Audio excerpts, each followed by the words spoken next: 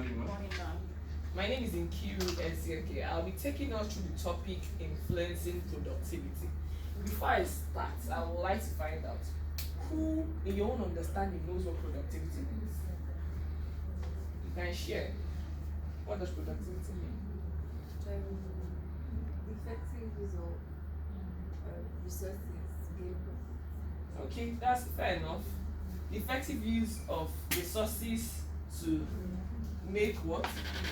Profits. So there are two factors that influence productivity. If you see a manual on your table, turn to page 9. Yes, that's it. I'll say that productivity is the effective use of innovation and resources to increase the value added contents of goods and services. There are two factors that influence productivity: the inputs and your outputs. But before we go into that will be what will influence our discussion going forward. I'd like to let us know, if you look at the screen, what our training objectives are. I want, at the end of this training, I want you to be able to identify the factors that influence business productivity, and after that, you're able to define the key productivity indicators for the business. Like I said, there are factors that influence productivity. If you're looking on the manual on page 9, I want someone to read out the second paragraph. There's a picture there. I want you to read. Chris, can you help us? Now. The picture, from here downwards. Okay, as the picture shows, improving productivity is not simple. You should think how input can be reduced and or output increased without negative consequences. The best results are achieved if both input and output are considered. You have to choose the right areas of intervention. Thank you very much.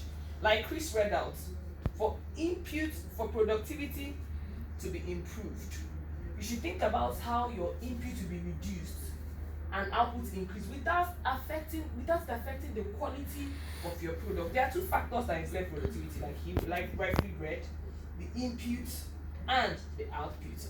Let's take, for instance, the people who make bread.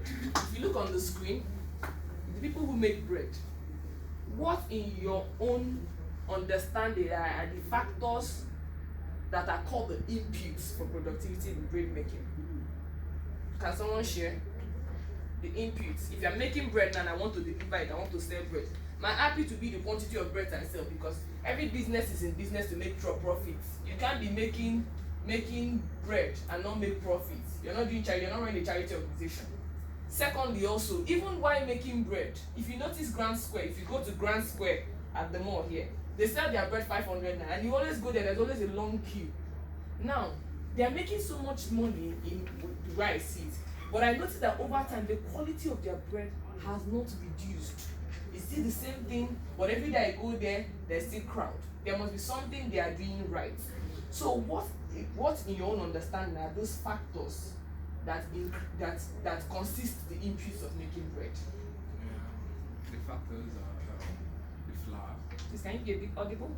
The flour. Okay. Flour goes into the input. Okay. Of making bread. Okay. The labor. Thank you. Labor means what? The workers, yes. The employees. What else? Electricity. Making bread, don't you know you need lights? How would your factories function without even lights? Yes. If you look at the picture in the manual, Victoria, can you read that picture for me? It says, I cannot see what I am doing. It is dangerous.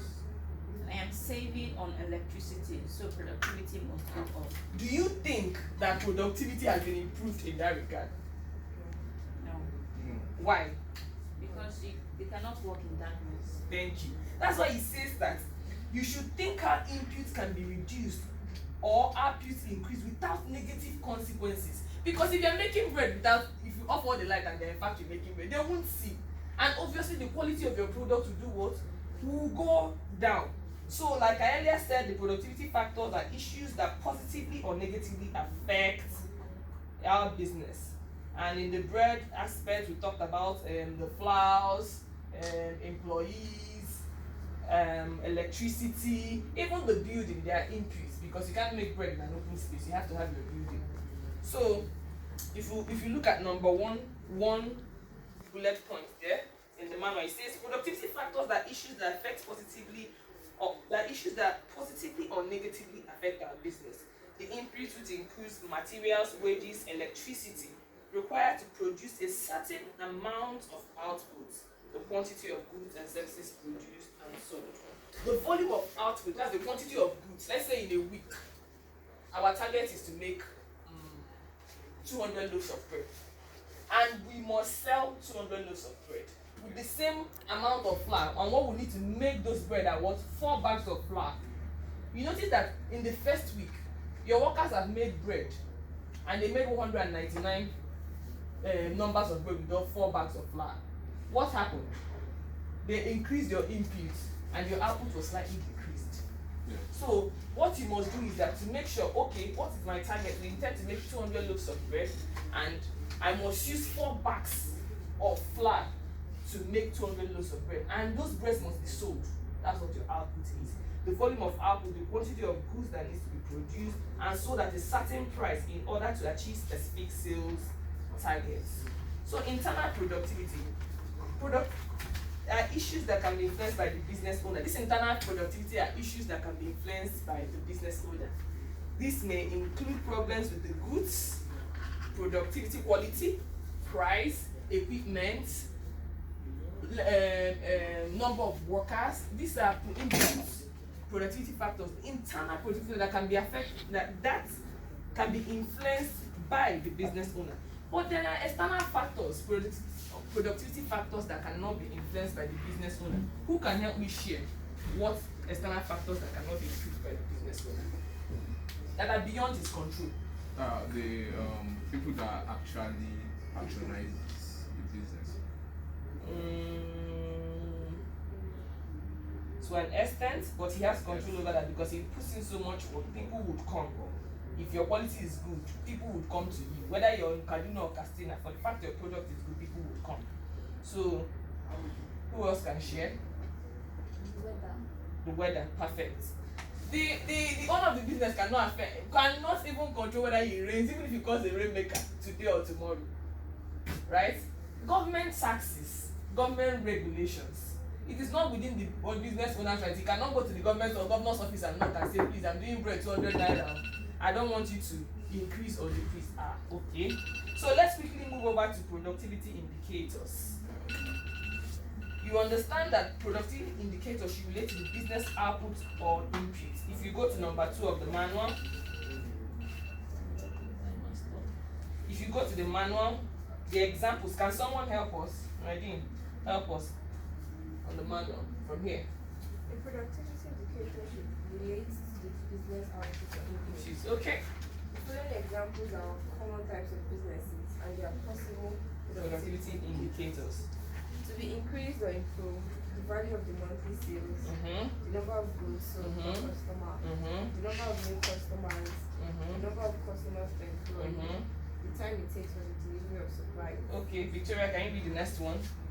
To be decreased or checked, the cost of supplies, percentage of spoilage, the number of staff absences, shoplifting and theft. So these are productivity indicators. You have to have a map that helps you indicate whether productivity, like when we do trainings, we have what they call evaluation form.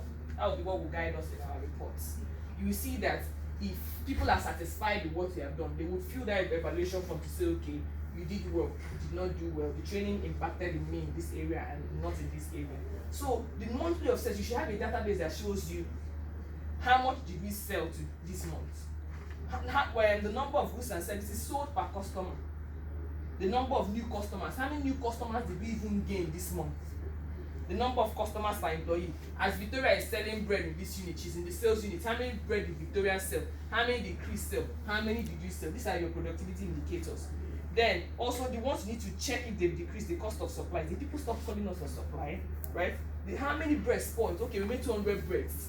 Did 5 spoil? Did we sell those 200? These are your productivity indicators.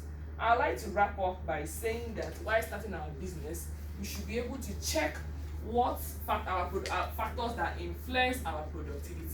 I want someone to just quickly stand up and couch to us. What do you understand? Have you understood? Because I'm doing this course to make sure that my objectives are met. Have you understood factors that affect business productivity? Can someone share before we wrap up? Please can you assist us? In what we learned today, what are the factors that affect business productivity? Like you actually stated, either your output or your input. Okay, what does this input consist? The input are the product, the materials. The Okay. materials may be short. Okay. The materials, the electricity, shortage of electricity. Number of employees. Number Can of- someone reading? Can you help us? Yeah, like I said. Okay. What is output? What are the The factors that influence business for the outputs? Output, the quantity of the amount of goods So, produced. Perfect. What are the productivity? Define the key productivity indicators. Victoria. Key productivity indicators, the amount of goods to be sold, the number of new customers You the gained. number of new employees, how long it takes for a product to be produced, Okay. and the cost of supplies, the percentage of spoilage, And the the number of staff absent. You need to constantly check these productivity indicators. You have to have something checking your productivity indicators. Are there thefts? Because I realized that one time they said one company was going to move out of Nigeria, and the reason why the company was going to move out was because there was a lot of shoplifting and theft. You should be able to take stock, because you have to be taking stock. That will determine whether your business is doing well. Are we diving through the right angle? Are we on the same path? So on this, I would like to say thank you for giving me your time, and thank you for sharing your ideas with me and brainstorming in this class. We hope to meet next week. Thank you very much.